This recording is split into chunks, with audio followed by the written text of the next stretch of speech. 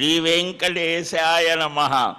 హరే రామ రామ రామ హరే హరే, హరే కృష్ణ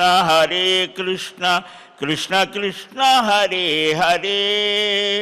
శుక్లాంబరధరం విష్ణుం శశివర్ణం చతుర్భుజం ప్రసన్నవదనం ధ్యాయేత్ సర్వవిఘ్నోపశాంతయే.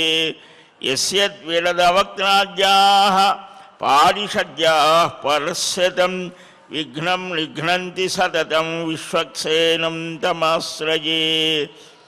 అఖిల భువన జన్మస్థేమ భంగాదిలీలే వినత వివిధ భూతవ్రాతరక్షైకదీక్షే. శృతిశిరసి విదీప్తే బ్రహ్మణి శ్రీనివాసే. భవతు మమ పరస్మిన్ సేముషీ భక్తిరూపా.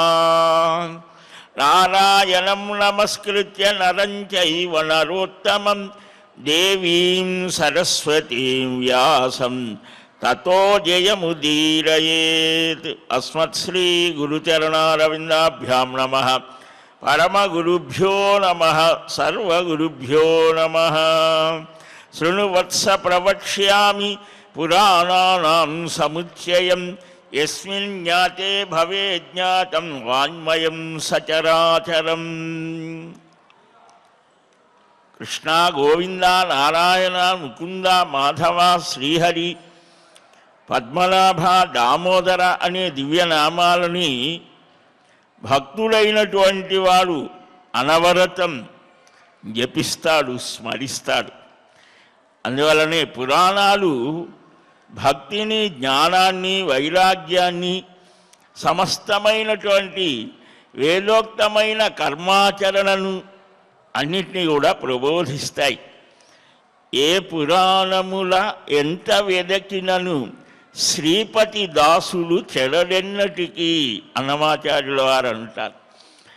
అలాంటి ఆ పురాణాలు మన భారతీయ సంస్కృతిలో వేద వాన్మయంలో ఒక విశేషమైనటువంటి, వేదాలన్నీ కూడా ముడి బంగారం లాంటి. ఆ వేదంలో చెప్పినటువంటి విశేషమైనటువంటి భావాలను విశదీకరించడానికే ఈ పురాణాలు అనేటువంటివి వచ్చాయి. వాటిల్లో మనకు ఆద్యం సర్వపురాణానాం పురాణం బ్రహ్మముచ్యతే అని మొట్టమొదటి పురాణం బ్రహ్మపురాణం అని మనకు బ్రహ్మపురాణం తత్రాదౌ సర్వలోక హితాయ వై నారద పురాణమే చెప్తోంది. దశసాహస్రముచ్యతే బ్రహ్మం మూర్ధా హరేరేవ అని మహావిష్ణువుకి శిరస్సుగా బ్రహ్మపురాణాన్ని చెప్పారు. మూర్ధస్థానం. ఈ వేద విహితమైన ఉపాఖ్యానాలన్నీ దీంట్లో చెప్పారు. అనేక పుణ్యక్షేత్రాలు, వాటి మాహాత్మ్య ఆఖ్యాన ఉపాఖ్యానములన్నీ కూడా ఉన్నాయి. ఇక్కడ నిన్న మనం చెప్పుకున్నాం, ఈ సర్వాణ్యేవ పురాణాన్ని సంజ్ఞేయాన్ని నరర్షభ ద్వాదశైవ సహస్రాణి ప్రోక్తానాం మనీషిభిః అని ఒక సంప్రదాయం. అంటే మొట్టమొదట అన్ని పురాణాలు శతకోటి ప్రవిస్తరం, 100 కోట్ల శ్లోకాలతో ఉన్నది. అవి 12,000ని 4 లక్షల శ్లోకాలుగా సంక్షేపం చేశారు. కానీ కొన్నిట్లో కొన్ని రకాలుగా చెప్పడం జరుగుతోంది. అచతుర్వదనో బ్రహ్మ ద్విబాహురపరో హరిః అపాలలోచన శంభుర్ భగవాన్ బాదరాయణ అని మహాభారతం ఆదిపర్వంలో ఆ కృష్ణద్వైపాయన వ్యాసుల వారి ప్రభావాన్ని చెప్పడం జరుగుతుంది. అష్టాదశ పురాణానాం కర్త వ్యాస సత్యవతీ సుతః అని చెప్పడం కూడా జరుగుతుంది. యథా పాపాని పూయంతే గంగావారి విగాహనాత్ తథా పురాణశ్రవణాత్ దురితానాం వినాశనం. వామన పురాణం. గంగా స్నానం చేయడం చేత సర్వ పాపాలు తొలగిపోతాయి. అలాగనే పురాణ శ్రవణం చేత ప్రతిరోజు కూడా ఒకానొక కాలంలో ప్రతి గ్రామంలో కూడా ఈ పురాణ ప్రవచనాలు సాగేవి. తద్వారా భక్తులకు ప్రజలకు ఏది మనం గ్రహించాలి, ఏది త్యజించాలి, ఏది ధర్మం ఏది కాదు అనేది ఒక స్పష్టత వారికే వచ్చేది. అలాగ పురాణ శ్రవణం సాక్షాత్తుగా శ్రీకృష్ణస్వామి కూడా చేశాడని భాగవతంలో వస్తోంది. చరిత్రలో మనం కృష్ణదేవరాయలు కూడా ప్రతినిత్యము 1 గంట పురాణ శ్రవణం చేసేవాడు, సర్వవేత్త అవుతారు అని. ఇలాగా ఈ పురాణం అంటేనే ప్రాచీనమైనది. సృష్ట్యారంభంలో జ్ఞానరాశి సామాన్య శబ్దాలతో వాక్యాలతో చెప్పడానికి వీలు కాని సమయంలో ఈ పురాణాలని దేవతలు సేకరించారట. ఇలాగ చాలా విశేషాలు చూపించారు. దేవతలు, ఋషులు, తపస్సులు, మునులు, విప్రులు, పర్వతాలు, సముద్రాలు, తీర్థాలు, వృక్షాలు, ఇలాగ సర్వ విషయాలని కూడా పరమాత్మ యొక్క చైతన్య స్ఫూర్తిగా దీన్ని వేద అర్థాన్ని ఉపబృంహణం అన్నారు.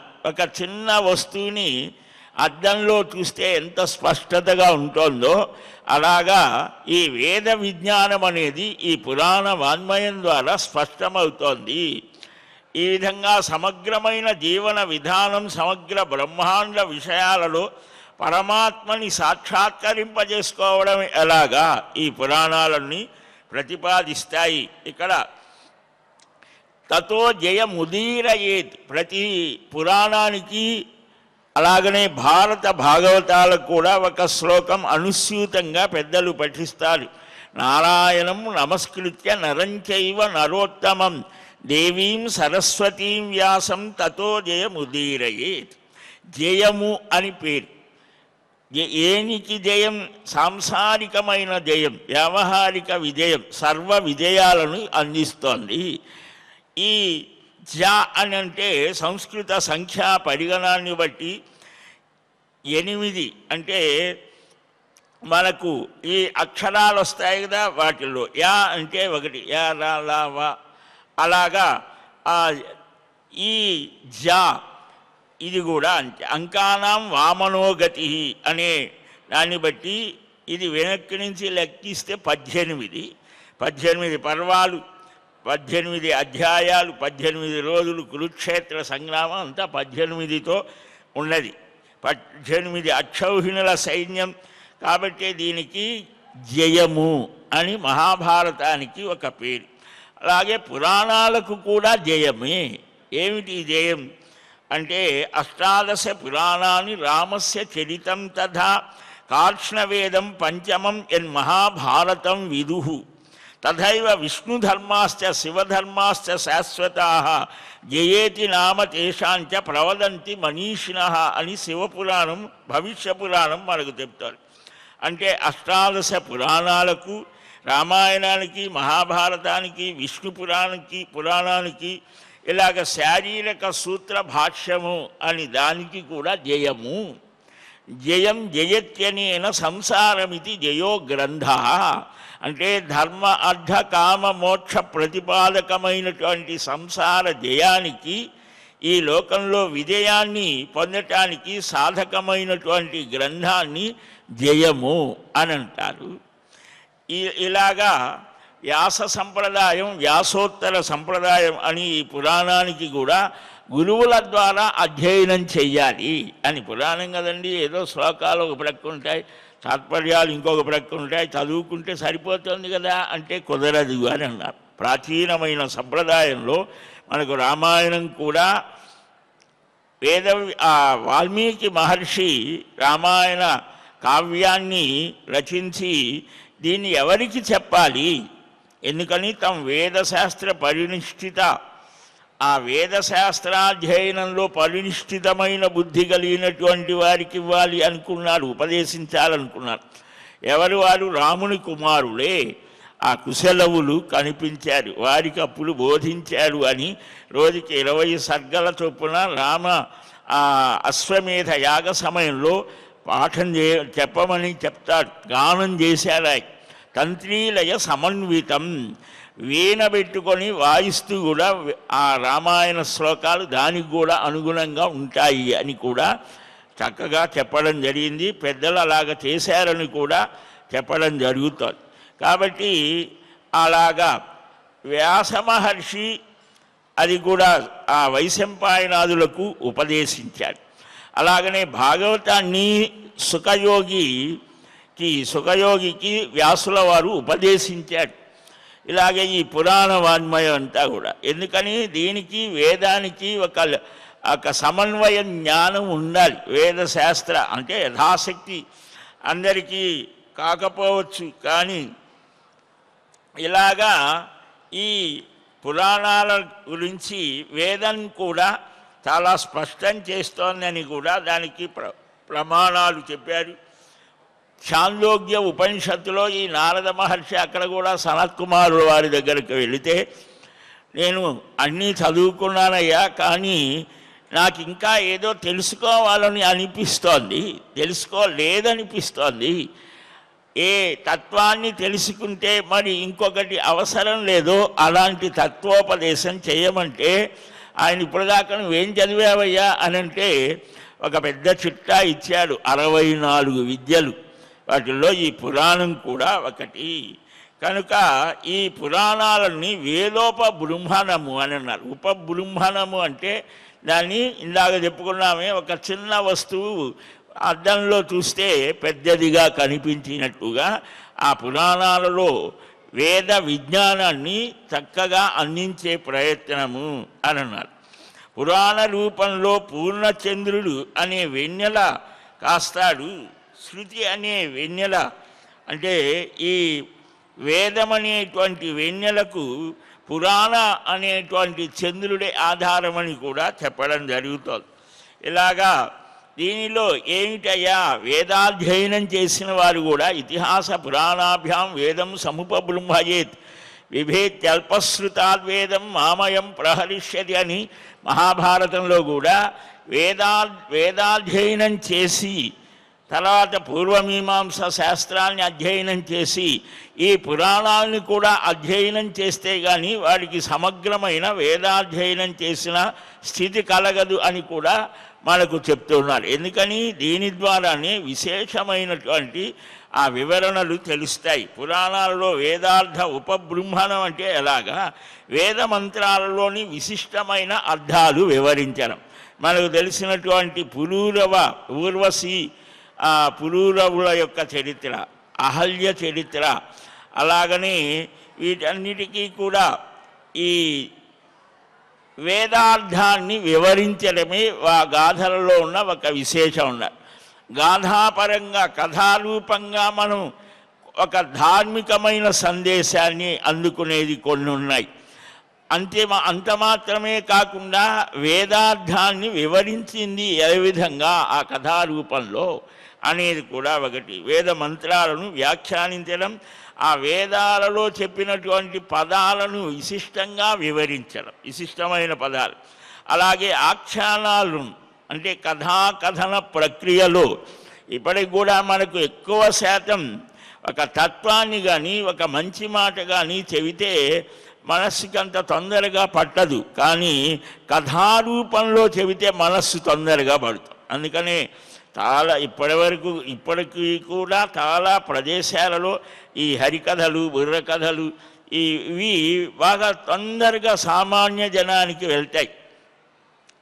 దానికి అనేక ప్రక్రియలు మనవారు చూపించారు. అయితే దురదృష్టవశాత్తు హరికథలు ఏదో టీటీడీ వల్ల బ్రతికున్నాయి, కొన్ని బుర్రకథలు ఎప్పుడో పోయాయి.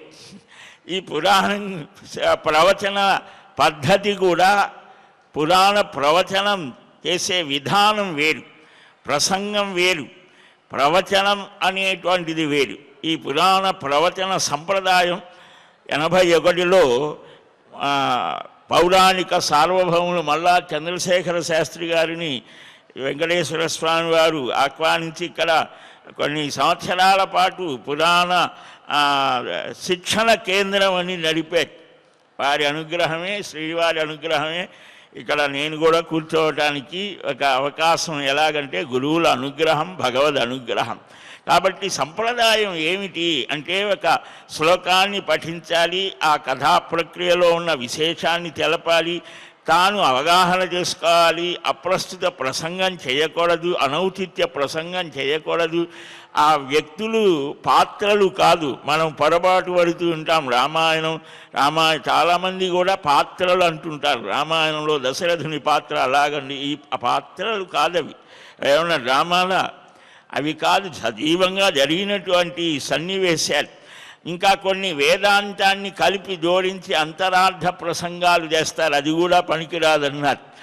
దానికి భాగవతాది గ్రంథాలలో కొన్ని సన్నివేశాలని జోడించి చెప్తారు. ఆ చెప్పవలసినటువంటి స్థానం ఉన్నది. పురంజనోపాఖ్యానం అటువంటి చోట్ల ఆ వేదవ్యాసుల వారే చెప్పారు. వేదాంత శాస్త్ర వ్యాఖ్యానానికి భాష్యానికి అనుగుణంగా ఎంత స్థితి ఉంటే అలాగా సర్వశాస్త్ర ప్రమేయం ఈ రామాయణ భాగవత పురాణాలలో వస్తోంది.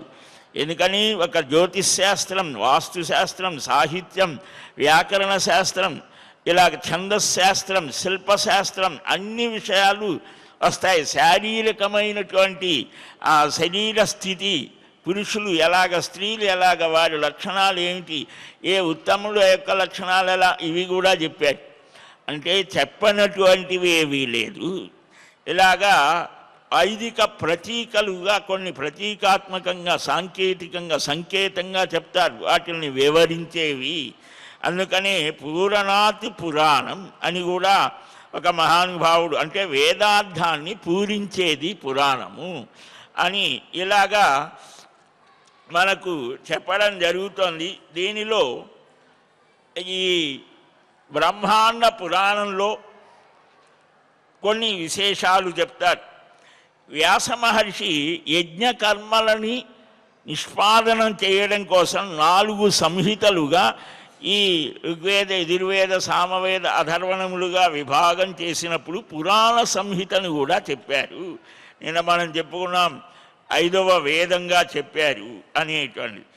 ఇలాగ వ్యాసుల వారు, రోమహర్షణ సూతుడు, ఆ తర్వాత సుమతి ఆత్రేయుడు, ఆకృతి వ్రణ కాశ్యపుడు, అగ్నివర్చ భరద్వాజుడు, వారి తర్వాత మిత్రాయు వాసిష్ఠ, సోమదత్త సాకన్న, సుశర్మ, శాంసపాయన అని ఇలాగా 6 శిష్యులు విష్ణు పురాణంలో మనకు వస్తుంది.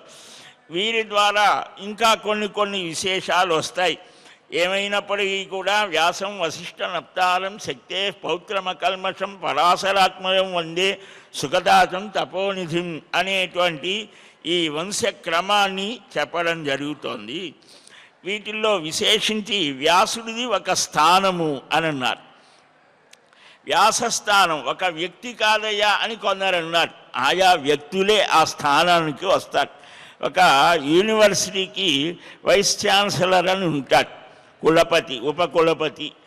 ఆ స్థానంలో ఎవరో వ్యక్తులు మారవచ్చు, స్థానం అలాగే ఉంటుంది. ఎవరొచ్చినా ఆ స్థానాన్ని గౌరవిస్తారు. అలాగనే ఒక్కొక్క కల్పంలో ఒక్కొక్క ఆ మహానుభావులు వచ్చి ఆయా పురాణాది సంస్కరణలు చేసి సామాన్య జనానికి అనుగ్రహిస్తారు అని.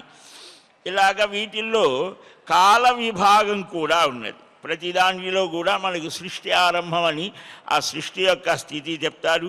మనం చాలాసార్లు చెప్పుకున్నాం, అయినా ఇంకొకసారి చెప్పుకుందాం. ఈ 4 యుగాలు, కృత, త్రేత, ద్వాపర, కలియుగాలు. కృతయుగం 17,28,000 సంవత్సరాలు, త్రేతాయుగం 12,96,000, ద్వాపర యుగం 8,64,000, కలియుగం 4,32,000. అంటే కలియుగానికి రెట్టింపు అన్నమాట, దానికి రెట్టింపు అలాగా వస్తుంది. ఈ కాలం అనేటువంటిది చాలా విశేషమైనటువంటిది. ప్రపంచంలో ఏ ప్రాంతంలో కూడా ఈ విధానంలో ఆ కాలాన్ని లెక్కించడం పదార్థం కొన్ని కోట్ల సంవత్సరాల వరకు కూడా ఆ బ్రహ్మకాలమానం, ఆ బ్రహ్మ యొక్క కాలం, ఒక ఆయన ఆయువు కొంత గడిస్తే విష్ణువుకి ఒక రెప్పపాటు కాలాట. అంటే మన ఊహకు కూడా అందనంతగా జ్యోతిశాస్త్ర రీత్యా ఆ కాలాన్ని లెక్కించారు. మొత్తం 43,20,000 సంవత్సరాలు. ఈ మహాయుగాలలో ప్రతి ద్వాపరాంతంలో ఈ తపోనిధి అయినటువంటి ఆ మహానుభావుడు వేదవ్యాసుల వారు వేద విభాగం చేస్తారు. 18 విద్యా వ్యాపనం అంటే 18 విద్యాస్థానములు అని మనవారు లెక్కించారు. 4 వేదములు, 4 ఉపవేదములు, 6 వేదాంగములు, అలాగనే ధర్మశాస్త్రం, పురాణం, మీమాంస, న్యాయం, ఇలాగా 14. ఇంకా ఈ కొన్ని కలుపుతారు, కలిపితే 18 అవుతాయి. ఇవి కాకుండా 64 విద్యలు అని ఉన్నాయి, 64 తంత్రములు అని కూడా ఉన్నాయి. కాబట్టి ఇప్పటిదాకా బ్రహ్మ, మనువు, ఉశనుడు, బృహస్పతి, సలిత, ఇంద్రుడు, వశిష్ఠుడు, సారస్వతులు, త్రిధాములు, త్రివృషుడు, భరద్వాజుడు, అంతరిక్షుడు, ధర్ముడు, త్రయ్యారుని, ధనంజయుడు, మేధాతిథి, వ్రతి, అత్రి, గౌతముడు, ఉత్తముడు, వేణుడు, ఇలాగ సోముడు, బిందువు, తృణబిందువు, భార్గవుడు, శక్తి, పరాశరులు, కృష్ణద్వైపాయను. 28వ మహాయుగంలో కృష్ణద్వైపాయన మహర్షి అంటే ద్వీపంలో ఆయన అవతరించాడు. నల్లగా ఉంటాడు కాబట్టి కృష్ణ అంటే ఆ శ్యామల వర్ణం, కృష్ణద్వైపాయనుడు అని ఆయనకు ఒక పేరు అన్నమాట. రాబోయేటువంటి ఆ కాలంలో అశ్వత్థామ వ్యాసస్థానాన్ని పొందుతాడని, బలి చక్రవర్తి ఇంద్రుడు అవుతాడని, బ్రహ్మగారు ఆంజనేయ స్వామి అని, ఇలాగా అన్నీ చెప్పేశారు. జరగబోయేవి, జరిగినవి, జరిగేవి, జరుగుతున్నవి కూడా చెప్పారు. కనుక ఇది విశేషమైనటువంటిది. మనకు ఈ పరమాత్మ యొక్క స్వరూపాన్ని నానా పురాణ మధ్యేరాత్ ఋగ్వేదం ఈ వీటిని గురించి కూడా చెప్తారు. ఈ సృష్టి అనేటువంటిది ఎక్కడి నుంచి ఎంతవరకు ఎప్పటి నుంచి ప్రారంభమైందనేది కూడా ప్రతి పురాణంలో మనకు ఆరంభంలోనే వస్తుంది. మనం ప్రతిరోజు కూడా సంకల్పం చేస్తాం. స్నానం చేసినా, పూజ చేసినా, ఏది చేసినా సంకల్పపూర్వకంగా చేస్తాం. అద్య బ్రహ్మణ ద్వితీయ పరార్థే శ్వేతవరాహకల్పే వైవస్వత మన్వంతరే కలియుగే, ఇలాగా 28తమే కలియుగే ప్రథమపాదే జంబూద్వీపే భరతవర్షే భరతఖండ, ఇలాగ చెప్తాం మనం. ఈ ఫలాని పని మనం చేస్తాం అని కరిష్యే. ఈ పురాణ రామాయణ భారత భాగవతాలకు కూడా మనం ప్రతిరోజు సంకల్పిస్తున్నాం మన దేశం అంతా చక్కగా ఉండాలి అని, ఎవరెవరి ధర్మాలు వారు చక్కగా ఆచరించాలి అని, కర్తవ్య నిష్ఠతో ఉండాలి అని, ఏ ఏ స్థానాల్లో ఉన్నటువంటి వారు చక్కగా ఉండటం చేత సమాజం అంతా సజావుగా సాగుతోంది అని, అలాంటి సద్బుద్ధి అందరికీ ప్రసాదించాలని ఆ సర్వేశ్వరుని ప్రార్థిస్తూ ఉంటాం. మహర్షులు కూడా అదే చేశారు. సంఘే శక్తి కలయుగే, కలియుగంలో విశేషించి ఎవరో ఒకరు కూర్చొని ఏదో జపమో తపమో ఇంకేదో చేసి సమాజాన్ని బాగు చేయలేరని, అందరూ కలిసి సామూహికమైనటువంటి శక్తితో ప్రార్థన చేస్తే పరమాత్మ అనుగ్రహం కలుగుతోంది. అందుకనే సామూహిక పారాయణులు, ప్రవచనాలు ఇవన్నీ దేనికేనంటే అందరి మనస్సులు ఏకమైతే. మనకు పురాణాల్లో కూడా వస్తుంది, దేవతలంతా కూడా లోకక్షేమం కోసం పరమాత్మ ప్రార్థన చేస్తారు, రాక్షసులంతా కూడా వారి స్వార్థం కోసం తపస్సులు చేస్తారు. అలాగ చేసిన దాని వలన ధర్మము అధర్మం రెండింటికి ఎప్పుడు పోరాటమే. ఆ పోరాటంలో ఎవరు ధర్మపక్షంలో ఉంటారో వారికి పరమాత్మ సహాయం అందుతూ ఉంటుంది. అధర్మపక్షంలో వారికి కూడా దైత్యులు, దానవులు వాళ్ళంతా ఒక దీనిగా ఉండి, ఎవరైతే ఇక్కడ భూలోకంలో అధర్మపక్షంలో ఉంటారో వారికి వారు సపోర్ట్ చేస్తుంటారు. ఇక్కడ ఎవరైతే ధర్మపక్షంలో ఉంటారో వారికి దేవతలు, ఋషులు వీరి శక్తిని కూడా వారి ద్వారా ప్రకటించి వారికి విజయాన్ని కలిగిస్తారని కూడా పురాణాలు చెబుతాయి. కాబట్టి మనం ధర్మ పద్ధతిలో అందరం కలిసి ఏకమైన మనస్సుతో భగవత్ ప్రార్థన చేస్తే, అందుకనే మన పెద్దలు ధర్మస్య జయోస్తు అధర్మస్య నాశోస్తు అని ధర్మానికి జయమగుగాక.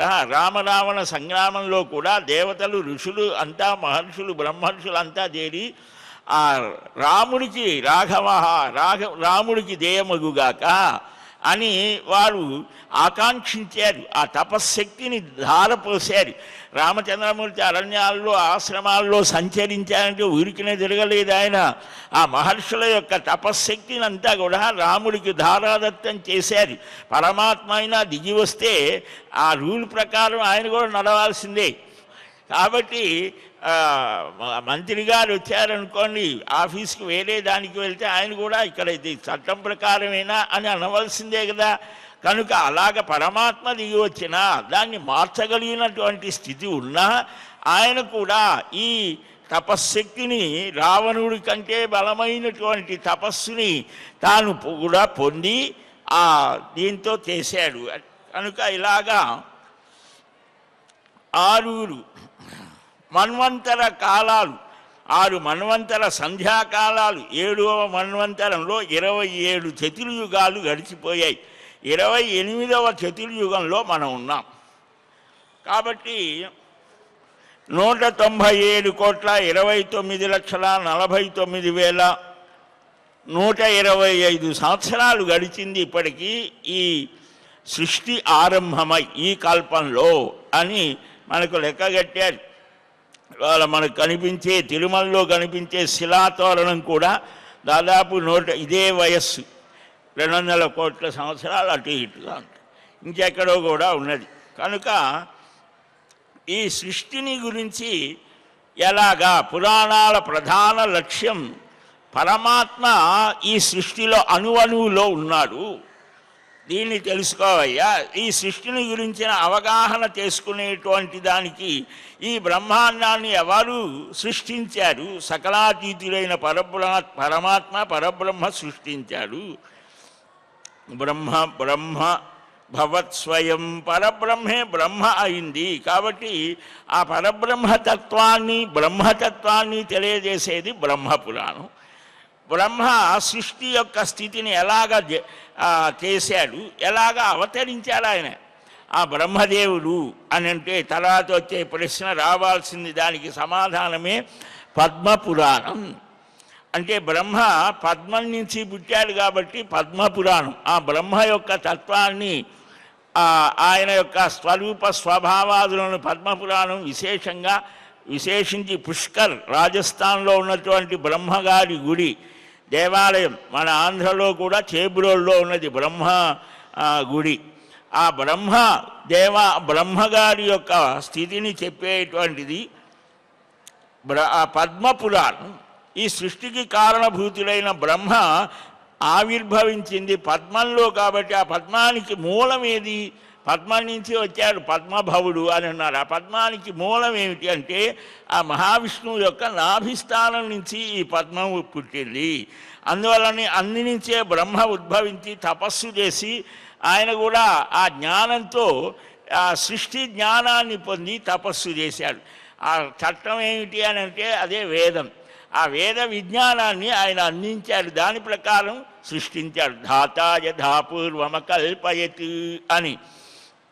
అలాగా ఆ విష్ణువు యొక్క తత్వాన్ని వివరించడానికి వచ్చిందే ఆ విష్ణు పురాణం. అది 3వ పురాణం. విష్ణువు యొక్క నివాస స్థానం ఏది, ఆయన ఎక్కడ ఉంటాడు, కేర్ ఆఫ్ అడ్రస్ ఏమిటయ్యా అయింది అని అంటే శేషసేనుడుగా ఉంటాడు. ఆ శేషుడికి ఆధారం వాయువు, ఉచ్ఛ్వాస నిశ్వాసాలతో. ఆ శేషశయ్య యొక్క స్థితిని నిరూపించేది వాయు పురాణం. దానిలో ఈ సృష్టి యొక్క స్థితి అన్నీ కూడా మనకు ఈ భూమండలం నుంచి సూర్యమండలం ఎంత దూరంలో ఉన్నది, చంద్రమండలం ఎంత దూరంలో ఉన్నది, కాంతి సంవత్సరం, ఇవన్నీ లెక్కించి చెప్పారు మహర్షాలు. శేషుడు క్షీరసాగరంలో ఉంటాడు కాబట్టి ఆ క్షీరసాగర శయనుడైనటువంటి పరమాత్మ తత్వాన్ని, భక్తుల యొక్క తత్వాన్ని చెప్పేటువంటి దానికి వచ్చినదే శ్రీమద్భాగవత మహాపురాణం. ఆ మహావిష్ణువుని నిరంతరం సేవిస్తూ స్మరిస్తూ కీర్తిస్తూ గాయం నారాయణ కథాం, నిరంతరం ఆ నారాయణ తత్వాన్ని లోకానికి అందించడానికి మధురమైనటువంటి వీణాగానం చేస్తూ సంచరించేటువంటి మహానుభావుడు నారద మహర్షి. అటు నారదుడు అడిగితే వచ్చినటువంటి పురాణం నారద మహాపురాణం, 6వ పురాణం. అది దాంట్లోనే ఉన్నాం మనం. ఆ నారద మహాపురాణంలోనే పురాణాల యొక్క విశేషాన్ని చెప్తూ ఉన్నాం. ఈ సృష్టి చక్రాన్ని ఈ విధంగా తిప్పేదెవరు, నడిపించేదెవరు, ఆ తత్వాన్ని చెప్పేదే మార్కండేయ మహాపురాణం. కుండలో ప్రాణంలాగా బ్రహ్మాండంలో శక్తి ఉన్నది. అది అగ్ని రూపంలో ఉండి క్రియాశీలకమై వస్తువులకు ప్రేరణనిస్తోంది. మనలో కూడా అహం వైశ్వానరో భూత్వా ప్రాణినాం దేహమాశ్రిత ప్రాణ అపాన సమాయుక్తం పచామన్నం చతుర్విధం అని మనలో ఆ అగ్నితత్వం ఉన్నది. అదే వైశ్వానరాగ్ని. ఆ అగ్ని చల్లారిపోతే అయిపోయింది, ఎత్తేసేయరా అని అంటారు. కాబట్టి ఆ అగ్నితత్వాన్ని అది ఎలాగ వచ్చింది? సూర్యుడి మీద ఆధారపడి ఉంటుంది. సూర్యుడే క్రియాశీల వస్తువులకు ప్రేరణ శక్తి. అందువలనే వేదం సూర్యుడే స్థావర జంగమ సృష్టికి ఆత్మ, సూర్య ఆత్మ జగతస్తస్తుషస్య అని అలాగా ఆ సృష్టికి ఉత్ప్రేరకం ఉత్పాదకుడైన సూర్యుడి యొక్క మహిమని చెప్పేటువంటిది. దానికి ముందుగా అగ్ని పురాణం ఆ అగ్నితత్వాన్ని చెప్తోంది. దానికి విశేషమైనటువంటిది సూర్యశక్తి కాబట్టి ఆ సూర్యస్వరూపాన్ని వివరిస్తోంది భవిష్య పురాణం. కాబట్టి బ్రహ్మ నుంచే జగత్ సృష్టి జరుగుతోంది. ఈ జగత్తంతా బ్రహ్మ యొక్క వివర్తం. వికారం అంటే మార్పు, వివర్తం అంటే ఈ రెంటికి తేడా ఉన్నది. నిజంగా మారటం వికారం, నిజంగా మారకుండా మారినట్టు కనిపించడం వివర్తం.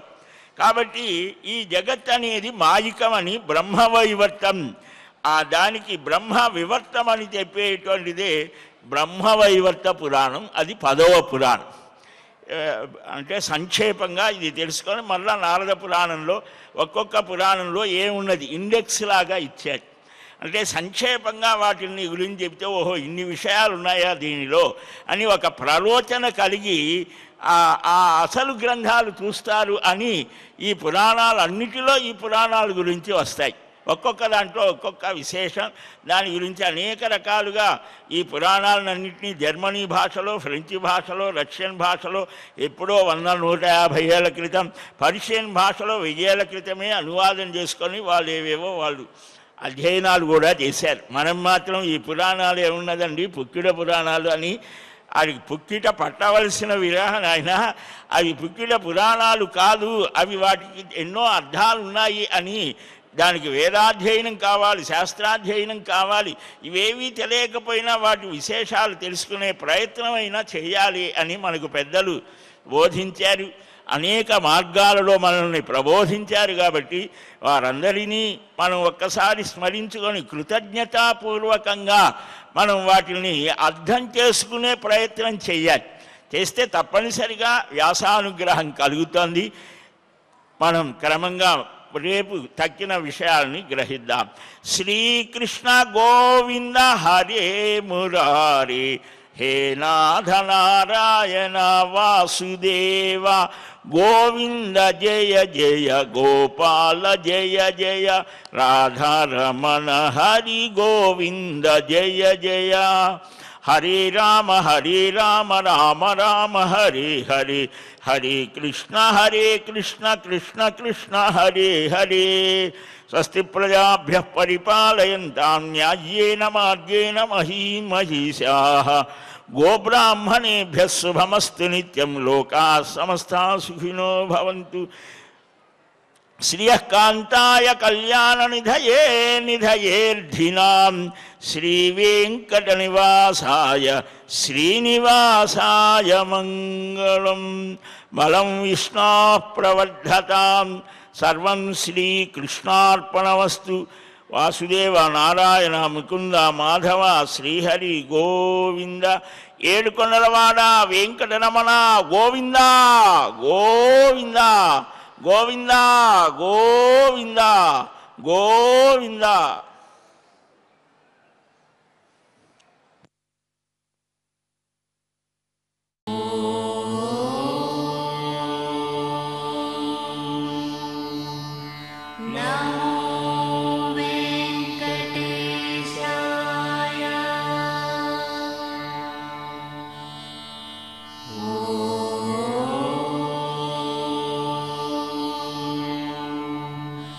No.